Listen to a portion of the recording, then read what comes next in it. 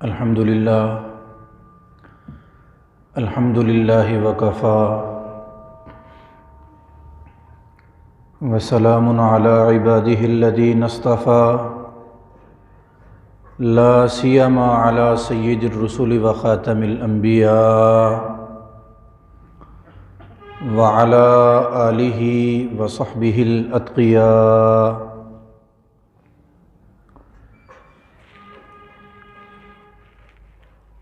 اما بعد فاعوذ باللہ من الشیطان الرجیم. بسم اللہ الرحمن الرحیم. ومن قتل نفسا بغیر نفس او فساد فی الارض فکأنما قتل الناس جميعا ومن احیاها فکأنما احیا الناس جميعا.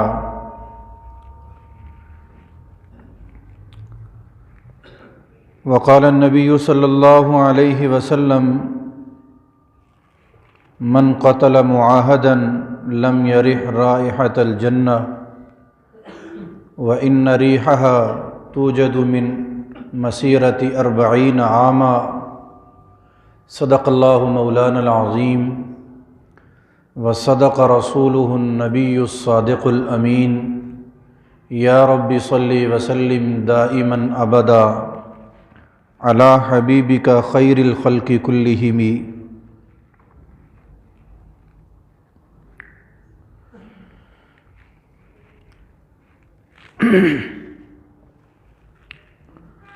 گزشتہ ہفتے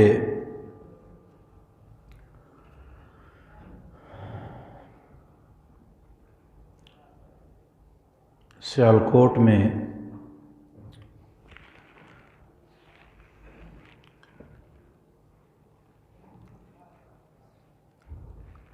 ایک دردناک حادثہ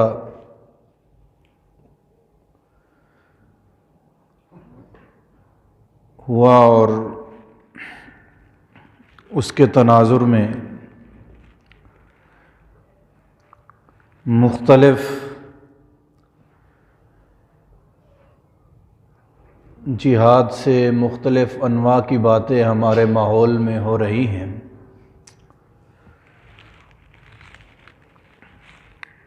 اکابر علماء کی طرف سے آج کا جمعہ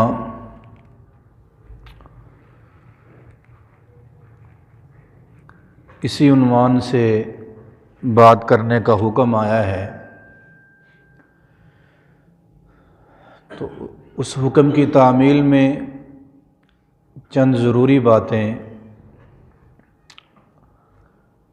اپنی ذمہ داری سمجھتے ہوئے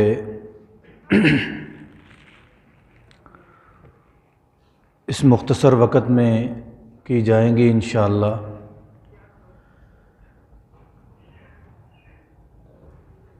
اور اس حوالے سے گزشتہ سال ہم نے جو نبی کریم صلی اللہ علیہ وسلم کی مبارک سیرت پر ایک لمبا سلسلہ یہاں سے بیان کیا تھا، اس میں بڑی تفصیل سے کچھ باتیں اس جیسے واقعات کے بارے میں آپ کی خدمت میں پیش کی گئی تھی. اللہ نے زندگی دی تو انشاءاللہ یہ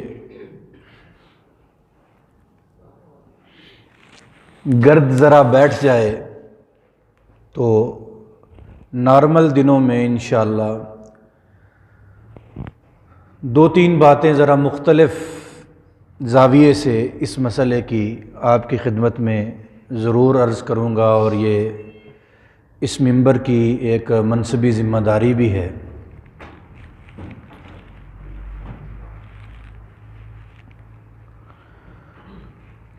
پہلی بات یہ ہے کہ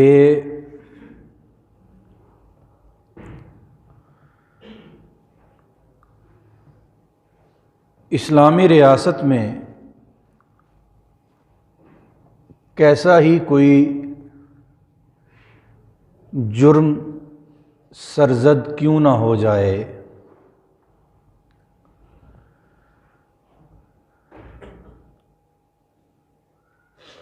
اس کی سزا دینے کا اختیار ہمارے پاس نہیں ہے،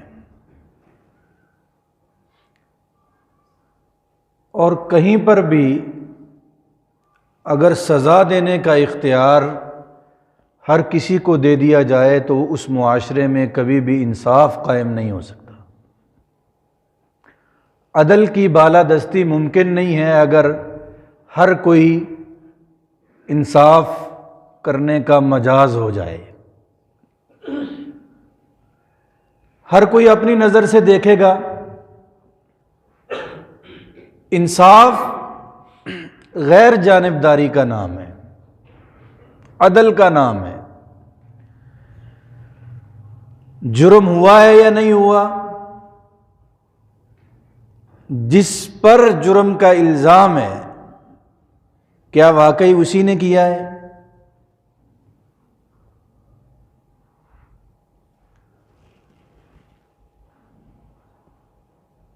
شریعت نے، اسلام کے نظام عدل نے اس جرم کی سزا کے لیے جس درجے کی شہادت اور گواہی اور ثبوت مانگ رکھا ہے، کیا وہ ہمارے پاس ہے؟ اور اگر ہے، یہ ساری چیزیں ہیں، تو پھر کیا مجھے اختیار ہے کہ میں آگے بڑھ کر خود اس جرم کی سزا دے دوں؟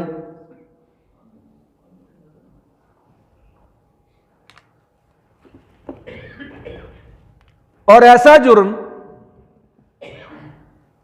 جس کا تعلق مذہب کے ساتھ ہے، دین کے ساتھ ہے، کہ دین کی تنقیص کی گئی ہے، یا دین نے جن شخصیات اور جن ہستیوں کو تقدس کے درجے پر فائز کیا ہے، ان ہستیوں کی توہین اور تنقیص کی گئی ہے، تو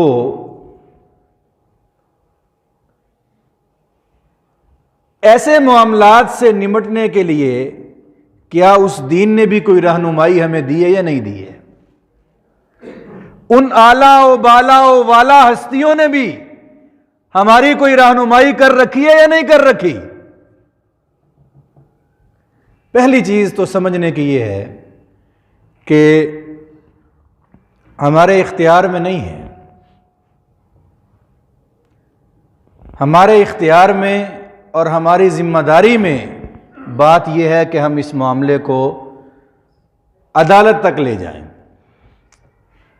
متعلقہ جس جگہ پر اس مسئلے کو ڈسکس ہونا چاہیے اس فورم پر لے جائیں۔ دوسری بات یہ ہے کہ عدالت تو بے بس ہے۔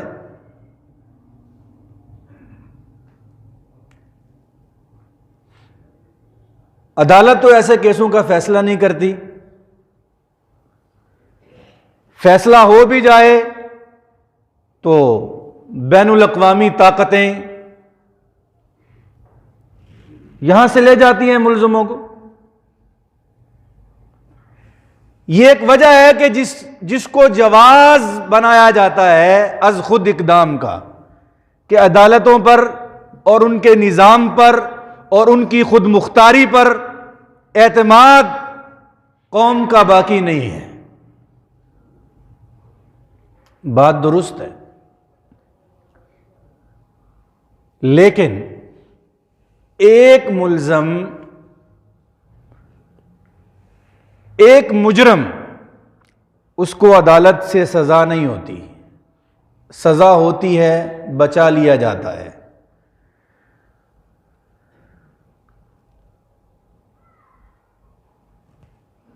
آپ پر جو شرعی ذمہ داری تھی وہ پوری ہو گئی ہے، اگر وہ بچ گیا ہے تو قیامت کے دن آپ سے اس بارے میں کوئی سوال نہیں ہونے والا۔ لیکن اگر آپ از خود اقدام کرتے ہیں اور کسی کو ناحق مارتے ہیں یا حق کی بنیاد پر بھی مارتے ہیں، اپنے حد سے تجاوز کر کے مارتے ہیں، اور اس بنیاد پہ سوال ہو جانا یقینی ہے۔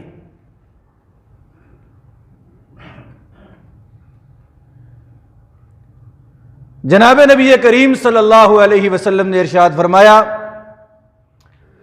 قرآن پاک میں سورۃ المائدہ میں اتنی واضح بات ہے کہ من قتل نفسا بغیر نفس، جس نے کسی کو ناحق قتل کر دیا، او فساد فی الارض، یا زمین میں فساد برپا کرنے کے لیے کسی کو قتل کر دیا، وہ ایک انسان کو قتل نہیں کر رہا، فکأنما قتل الناس جميعا، اس نے ساری انسانیت کو قتل کر دیا۔ انسانی جان کی بڑی حرمت ہے، اور اس میں قباحت، اس میں شناعت اور اس میں برائی اس وقت اور بھی زیادہ ہو جاتی ہے جب یہ اسلام کے نام پر کیا جائے، جب یہ دین کے نام پر کیا جائے، جب یہ یا رسول اللہ کے نعروں کے سائے میں کیا جائے، اس کی برائی اور بھی بڑھ جاتی ہے، اس کی قباحت اور بھی بڑھ جاتی ہے۔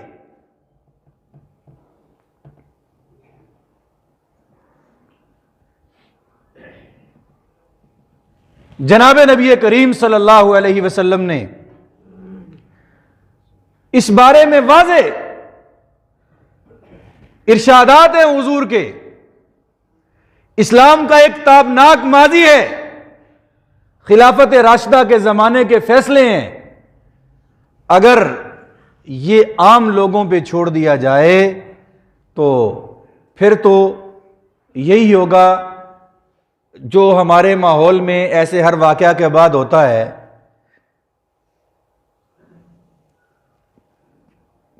کسی نے، مزدور نے پیسے مانگ لیے، مالک نے اٹھا کے بٹے میں ڈال دیا اور کہہ دیا کہ اس نے گستاخی کی تھی میرے نبی کی،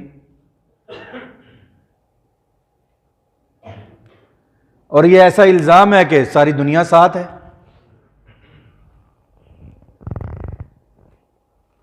صفائی کا کہہ دیا سپروائزر نے، یا پوچھ لیا یا کسی بات پہ سختی کر دی،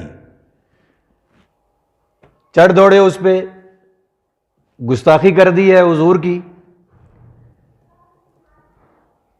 کوئی بھی نہ تصدیق کرنے کے لیے تیار ہے، نہ تحقیق کرنے کے لیے تیار ہے، اور یہاں پر جو ہمارے ہاں مسئلہ ہو گیا ہے کہ ایک ہجوم جمع ہو جاتا ہے اور پھر وہ سننے کے لیے تیار نہیں ہوتا۔ ہجوم کی اپنی نفسیات ہیں، تو ہر کوئی ہجوم میں شریک، ہر کوئی اگر غلط کسی کام میں ملوث ہے تو ہر کوئی اس کا جواب دہ ہے، لیکن اس آگ کو بھڑکانے والا سب سے بڑا مجرم ہے۔ اور اسلامی ریاست کی ذمہ داری ہے کہ اپنے بے لاگ، بے باک اور صاف فیصلوں کے ذریعے اور واضح سزاؤں کے ذریعے اس کی روک تھام کرے، وگرنہ یہ معاشرہ انسانوں کا معاشرہ کہلانے کے لائق نہیں ہے۔ قرآن کریم کی سورۃ الحجرات میں اللہ تعالیٰ نے زندگی گزارنے کے کچھ اصول بیان کیے ہیں۔ یا ایھا الذین آمنوا ان جاءکم فاسق بنبأ فتبینوا، اگر کوئی خبر لے کے آتا ہے تو پہلے تصدیق کر لو، یقین کرنے سے پہلے کچھ تفتیش کر لو کہ یہ بات درست ہے یا نہیں ہے۔ کسی نے کہہ دیا کہ فلاں جگہ پر، بہت بچپن کی بات ہے، بہت چھوٹی عمر میں مدرسے سے فارغ ہو گیا تھا، اس سے بھی پہلے طالب علمی زمانے میں کہیں پر ایسے بیان کرنے کے لیے مجھے کہیں سے دعوت آئی تو میں جا رہا تھا، تو بس پر بیٹھ کے، لوکل بس پہ، تو ہم میں سے بس میں بیٹھے ہوئے تھے، تو باہر لڑائی ہو گئی اور بہت سے لوگ، لاری اڈے پہ بہت سے لوگ جمع ہو گئے، اور انہوں نے ایک دو بندوں کو جو ہے نا وہ درمیان میں تھے، ان کو مار رہے تھے، اور بہت مارنے والے لوگ بہت تھے۔ تو ہمارے ساتھ اگلی سیٹ پر ایک بندہ بیٹھا ہوا تھا، وہ سگریٹ پی رہا تھا مسلسل، اور ایسے نشئی ہوتا ہے، وہ گاڑی سے اترا، جا کے وہ اس ہجوم میں داخل ہوا، اور وہاں جا کے 2 4 6 تھپڑ جتنے وہ مار سکا مار کے واپس آیا۔ تو میں نے اس سے پوچھا کہ جناب کیا ہو رہا ہے؟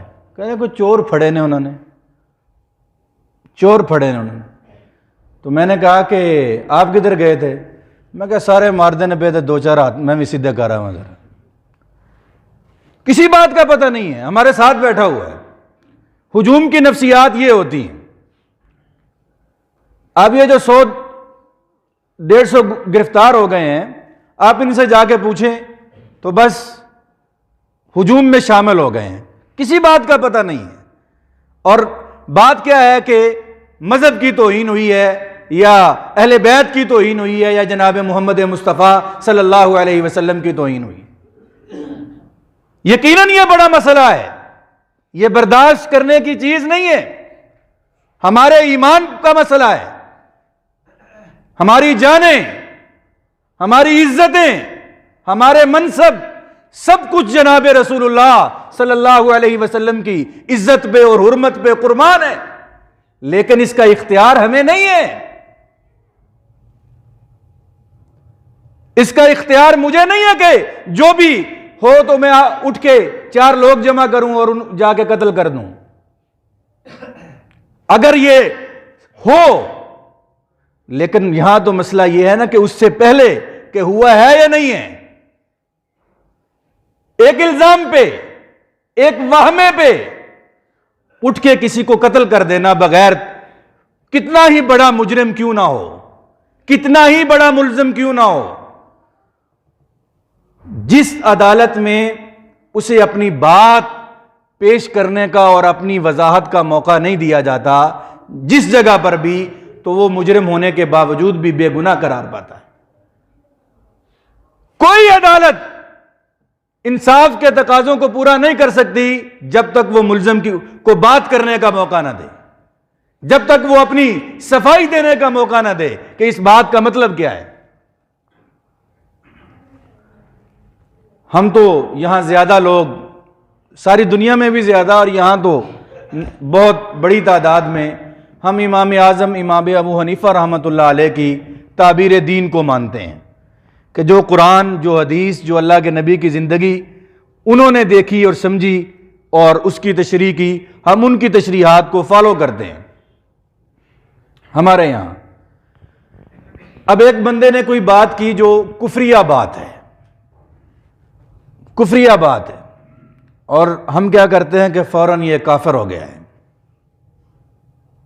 اور اگلی سزا بھی جاری کر دیتے ہیں، مرتد ہو گیا، واجب القتل ہو گیا، فلاں ہو گیا، فلاں ہو گیا. امام صاحب رحمۃ اللہ علیہ نے کہا کہ ایک بندہ ایک بات کرتا ہے، اس بات کے 100 مطلب ہو سکتے ہیں، اس بات کے 100 مفہوم ہو سکتے ہیں، اور 100 میں سے 99 جو مفہوم ہیں وہ کفر کا معنی رکھتے ہیں. اگر وہ معنی لیا جائے تو اس سے مراد یہ ہے کہ یہ اس سے کفر ہوا ہے. لیکن ایک پوائنٹ ایسا ہے کہ اگر اس کا مطلب یہ سمجھ لیا جائے تو پھر یہ کفر نہیں ہے. تو امام صاحب کہتے ہیں کہ عالم کے ذمے اور مفتی کے ذمے اور مذہبی رہنمائی کرنے والے کے ذمے یہ ہے کہ وہ وہی مفہوم بیان کرے گا جو کفر نہیں ہے، وہ وہی مفہوم بیان کرے گا.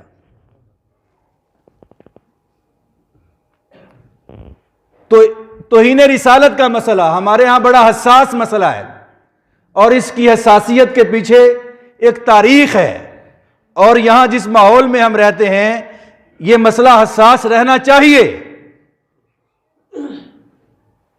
یہ مسئلہ حساس رہنا چاہیے. لیکن اس کا مطلب یہ نہیں ہے کہ توہین رسالت کی ننگی تلوار، توہین رسالت پہ سزا دینے کا اختیار ننگی تلوار کی صورت میں ہر کسی کے ہاتھ میں دے دیا جائے کہ وہ جس کو چاہے نبی کریم صلی اللہ علیہ وسلم کا گستاخ قرار دے اور اس کی گردن اڑا دے. ایسا نہیں ہے. یہ حساسیت یہاں قانون سازی کے بارے میں رہنی چاہیے. حکومت وقت کو اور یہاں کے آئین و قانون کو یہ مسئلہ سمجھانے کے لیے یہ حساسیت رہنی چاہیے. اس لیے نہیں کہ ہر کوئی جب جہاں جیسے کسی کو چاہے وہ گستاخ قرار دے اور خود عدالت لگائے اور خود فیصلہ سنائے. ایسا نہیں ہے. توہین رسالت جیسے حساس مسئلے میں یہاں پر جو رائے نافذ ہو گئی ہے یہاں پر جو قانون چل پڑا ہے کہ سرتن سے جدا، گستاخ رسول کی ایک سزا سرتن سے جدا، جس درجے کی عالمی سطح پر یہ جسارت ہو رہی ہے، یا حکومتوں کی سرپرستی میں جیسے فرانس میں ہوا، تو بین الاقوامی سطح پر یہ بات کرنا ٹھیک ہے۔ ہم تو امام اعظم امام ابو حنیفہ کے ماننے والے ہیں نا، ان کی تعبیر دین کو ماننے والے ہیں، تو امام صاحب کے نزدیک تو اس کی سزا قتل نہیں ہے، حنفیہ کے ہاں تو اس کی سزا قتل نہیں ہے۔ یہ موقف تو شیخ الاسلام حافظ ابن تیمیہ رحمۃ اللہ علیہ کا ہے۔ بین الاقوامی سطح پر میں بھی اس کا قائل ہوں کہ پیغام دنیا کو یہی جانا چاہیے، وہ جو مصر کے صدر، مرحوم صدر، شہید صدر محمد مرسی نے کہا تھا کہ جو جناب محمد مصطفیٰ کی عزت کرے گا ہم اس کی عزت کریں گے، اور جو ہمارے نبی کی عزت نہیں کرے گا وہ کتنا بھی بڑا ہوگا ہم اس کی عزت نہیں کریں گے۔ خارجہ پالیسی ملکوں کی، اسلامی ملکوں کی اسی بنیاد پر استوار ہونی چاہیے، لیکن یہ داخلی سطح پر ہمارے عام ماحول اور معاشرے میں اگر ہم یہ ہر کسی کو یہ اختیار دے دیں کہ وہ توہین رسالت یا ناموس رسالت کے تحفظ کے نام پر جہاں چاہے عدالت لگا لے اور جہاں چاہے فیصلہ سنا دے اور جس کو چاہے ملزم قرار دے دے، تو یہ بہت نازک بات ہے، بہت بڑی بات ہے۔ اور میں نے بہت سے ایسے جو معاملات ہیں ان کو دیکھا ہے، عدالتوں کی نااہلی، بے بسی، حکومتوں کا گھٹیا پن، یہ سب کچھ اپنی جگہ پر ہے، لیکن اس کے باوجود بھی یہ جو ناموس رسالت کے نام پر 295 ABC FIR رجسٹرڈ ہیں آپ کے ملک میں، تو ان میں اگر میں کہوں کہ 70% تو یقینی ہے، اس سے بھی زیادہ الزام ہے، محض الزام ہے، پیچھے اور مسئلہ ہے، ماحول بنایا گیا ہے۔ کتنی بڑی بات ہے کہ ایک بندے نے حضور کی گستاخی نہیں کی، ہم اس کو کہتے ہیں نہیں یہ گستاخ ہے، گویا کہ پھر میں کر رہا ہوں یہ گستاخی، پھر میں کر رہا ہوں نا جو میں کہہ رہا ہوں۔ ایک بندہ کہہ رہا ہے، چیخ رہا ہے، پکار رہا ہے کہ میں نے نہیں کی، لیکن 10-20 بندے گواہ بنائے گئے ہیں اور وہ کہہ رہے ہیں کہ کی ہے، جو جس پر الزام ہے وہ چیخ رہا ہے۔ چلیں مان لیا کہ آج ڈر کی وجہ سے کر رہا ہے، مان لیا، کوئی ثبوت اس کا اگر ہے تو ضرور عدالت کو بالکل صاف سزا دینی چاہیے، عبرتناک سزا دینی چاہیے، دردناک سزا دینی چاہیے تاکہ اس کی روک تھام ہو۔ لیکن یہ والی جو بات ہے نا کہ جب چاہے، جو چاہے، جہاں چاہے 4 لوگوں کو جمع کرے اور وہ عدالت لگائے، خود الزام لگائے، جی مذہب کی توہین ہو گئی، جی فلاں ہو گیا، تو یہ بڑی غلط بات ہے، بڑی ہی غلط بات ہے، اور یہ اسلام کا بڑا غلط چہرہ دنیا کے سامنے پیش ہو رہا ہے، اسلام کی بڑی غلط تصویر دنیا کے سامنے پیش ہو رہی، اور یہ جناب نبی کریم صلی اللہ علیہ وسلم یا اسلام کے ساتھ محبت نہیں ہے۔ یہ کوئی محبت نہیں ہے کہ آپ کسی مسئلے کا حل اس طریقے سے کہ جو طریقہ اسلام نے بتایا ہے آپ نہیں کرنا چاہتے، جو طریقہ جناب محمد مصطفیٰ صلی اللہ علیہ وسلم نے بتایا ہے آپ اس طریقے کو فالو نہیں کر رہے اور سمجھتے ہیں کہ میں نبی کریم صلی اللہ علیہ وسلم کے ساتھ محبت کر رہا ہوں۔ تو یہ بڑا حساس مسئلہ ہے۔ نبی کریم صلی اللہ، اور یہاں پر جو معاملہ ہوا نا یہ تو اور بھی غلط بات ہے، یہ غیر مسلم شہری تھا، اسلامی ریاست کا غیر مسلم شہری، اور شہری بھی نہیں تھا، معاہد تھا، ویزے پر یہاں تھا۔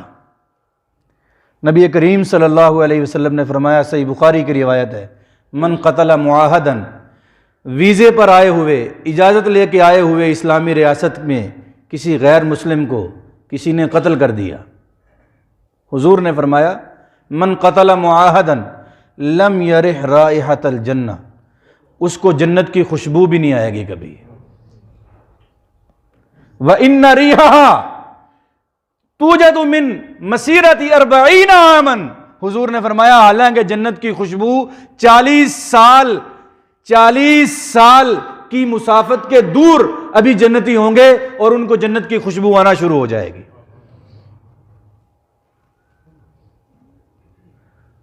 کسی معاہد کو قتل کرنا، اسلامی ریاست کے کسی غیر مسلم شہری کو قتل کرنا جنہیں ذمہ کہا جاتا ہے، ان کے بارے میں جناب نبی کریم صلی اللہ علیہ وسلم نے فرمایا کہ جس نے ان پہ ظلم کیا، ان کی کوئی حق تلفی کی، تو قیامت کے دن ان کی طرف سے وکیل میں ہوں گا، ان کا مقدمہ حضور نے فرمایا میں لڑوں گا۔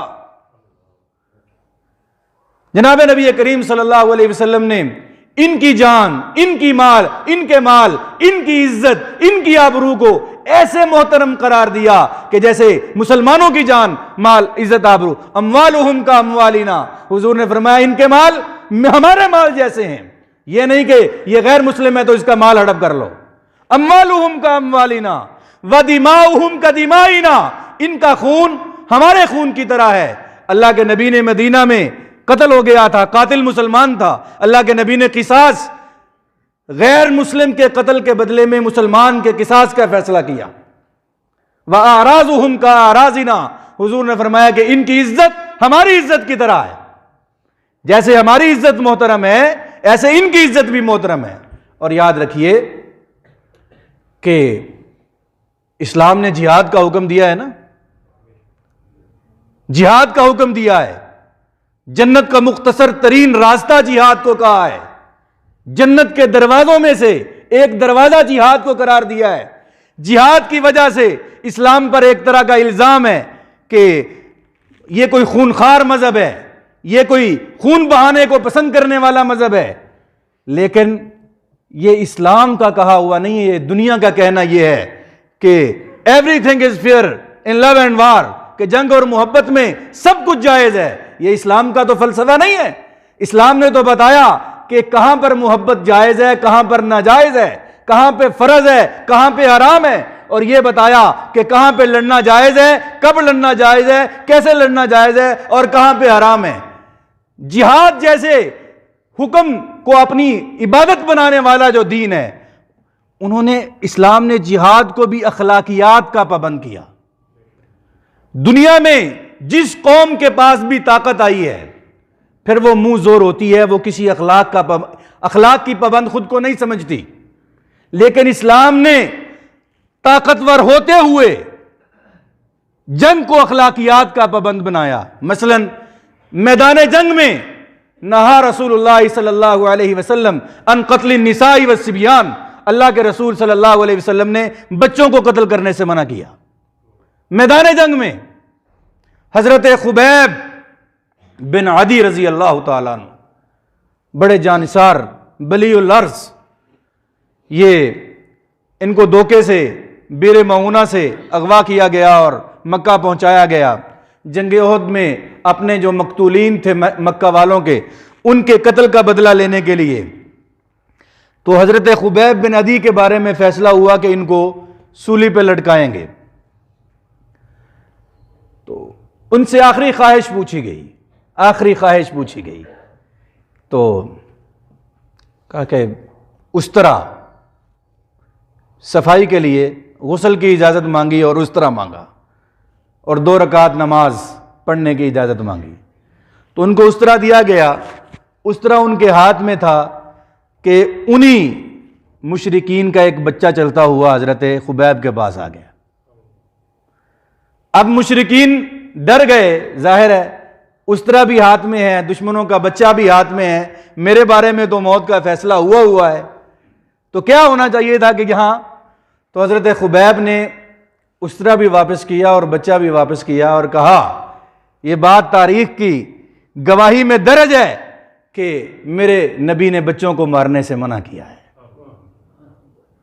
ایسی حالت میں بھی نہا رسول اللہ صلی اللہ علیہ، اللہ کے نبی نے کافروں کے مذہبی پیشواؤں کو مارنے سے منع کیا، اللہ کے نبی نے بوڑھوں کو مارنے سے منع کیا، اللہ کے نبی نے جانوروں کو مارنے سے منع کیا، اللہ کے نبی نے شہروں کو تاراج کرنے سے منع کیا، اللہ کے نبی نے فصلیں اجاڑنے سے منع کیا۔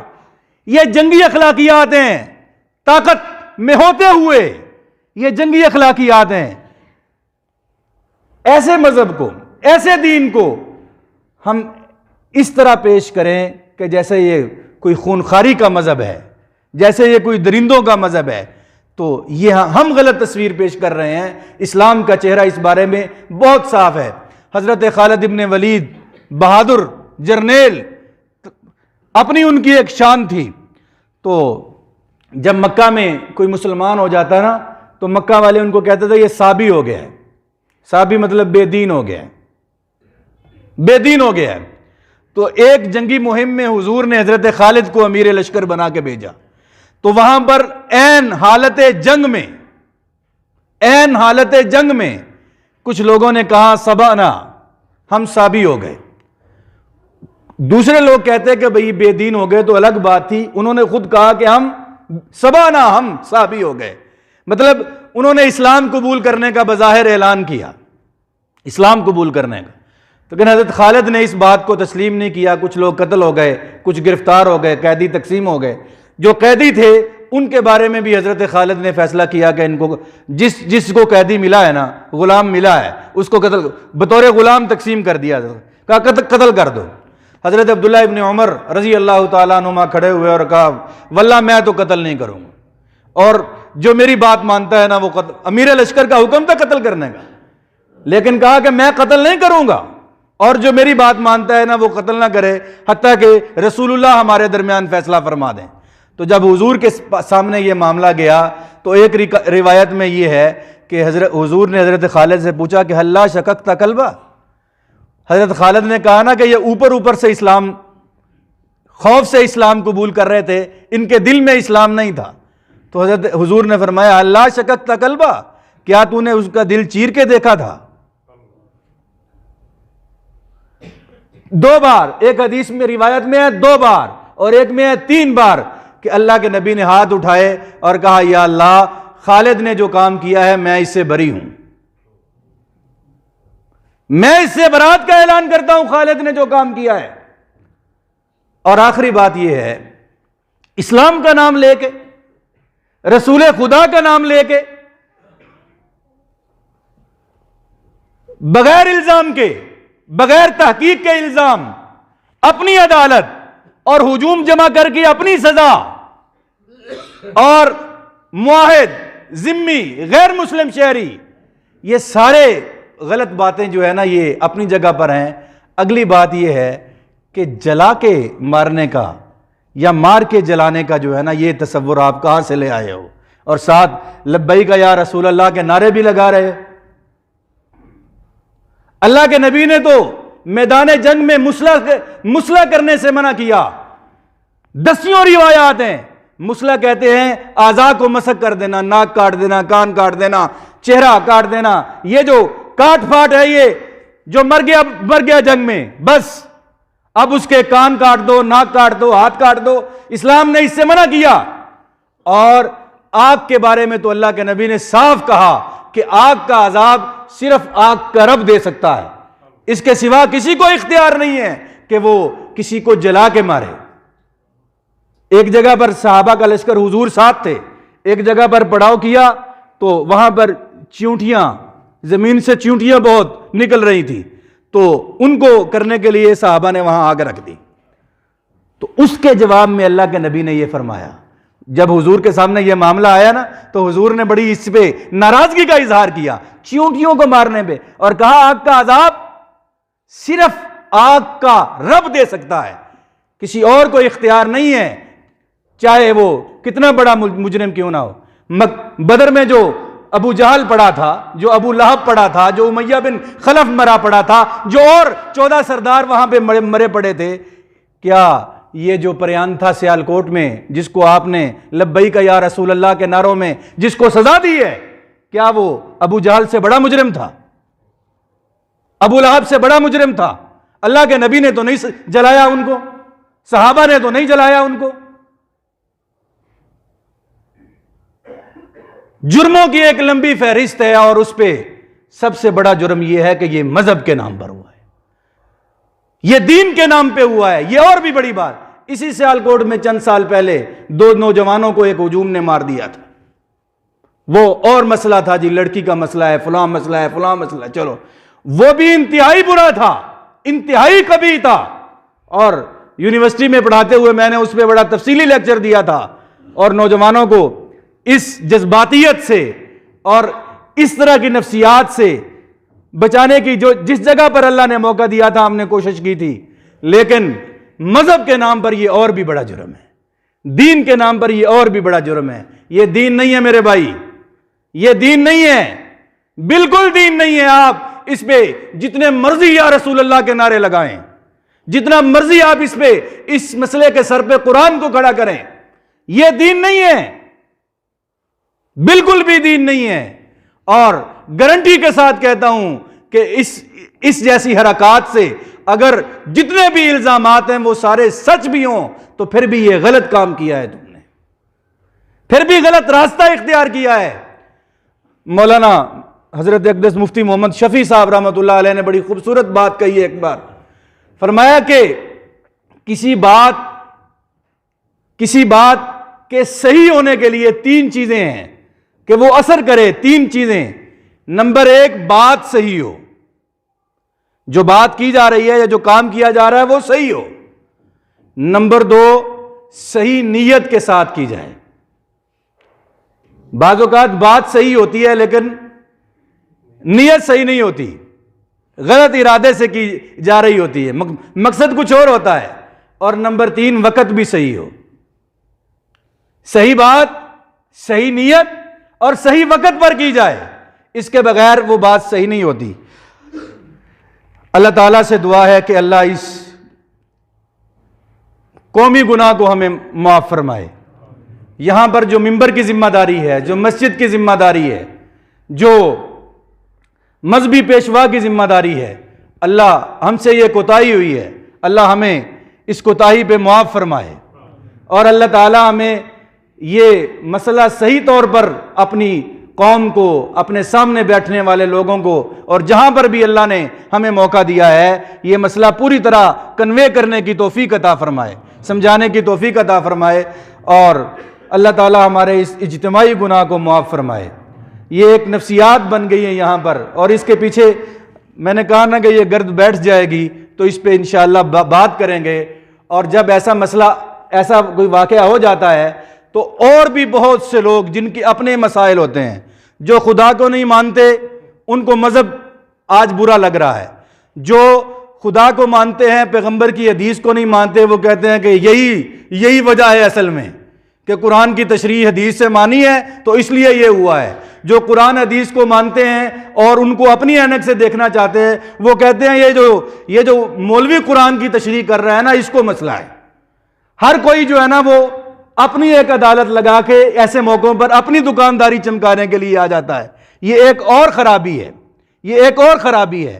اس پر انشاءاللہ یہ مسئلے کی گرد ذرا بیٹھ جائے تو تفصیل سے بات کریں گے۔ اس مسئلے کے باقی جو زاویہ ہائے نظر ہیں، یہ ایک گواہی تھی تاریخ کی کہ جو درج کروانا میں ضروری سمجھتا تھا کہ اس میں ہم سب نے کوتاہی برتی ہے کہ قوم اس حالت میں پہنچی ہے۔ اللہ سے دعا ہے کہ اللہ ہمیں معاف فرمائے۔